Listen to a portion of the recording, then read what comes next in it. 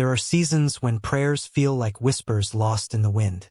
We kneel, we cry, we pour out our hearts, yet heaven seems silent. In those moments, time feels heavy. Every sunrise a reminder that what we long for has not yet arrived. Hannah knew that weight. Year after year, she carried the ache of barrenness, while those around her reminded her of what she lacked. She lived in a world where a woman's worth was often measured by her ability to bear children, and each day of unanswered prayer deepened her pain. Yet, even in her sorrow, Hannah never stopped seeking God. One day she went to the temple. Her prayer was not polished or poetic. It was raw, trembling, almost desperate. The priest thought she was drunk because her lips moved but no words came out. That is how deep her anguish ran. But in that broken moment, something powerful happened. She surrendered. She made a vow, offering her long-awaited child back to the very God she was asking from. This is the first lesson Hannah teaches us. True surrender births peace. The Bible tells us that after she prayed, she went her way and ate something, and her face was no longer downcast. Nothing in her circumstances had changed yet. She was still barren, but something inside her shifted. Faith had settled where despair once ruled. How often do we pray, yet walk away still carrying the weight of our burden?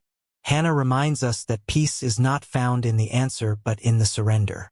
When we place our requests in God's hands and truly let go, our hearts can finally breathe.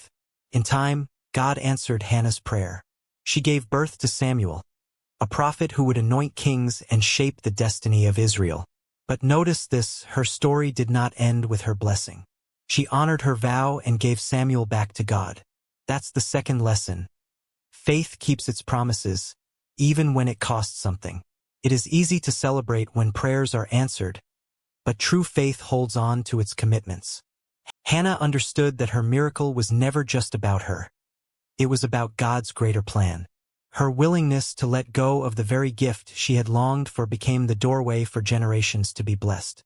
And here is the final lesson from Hannah's story. Your waiting is not wasted. Those years of sorrow, tears, and unanswered prayers shaped her into a woman of deep faith. They prepared her to raise Samuel not as her possession, but as God's chosen servant. So if you are waiting for healing, for provision, for a door to open, for a dream to unfold, remember this.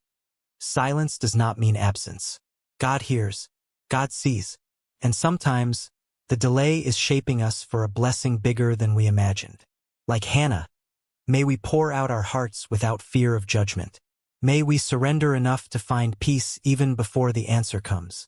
And may we trust that when God does answer, it will not only bless us but overflow to others. Because the God who heard Hannah still listens today. And though the waiting may feel too long, His timing is always right.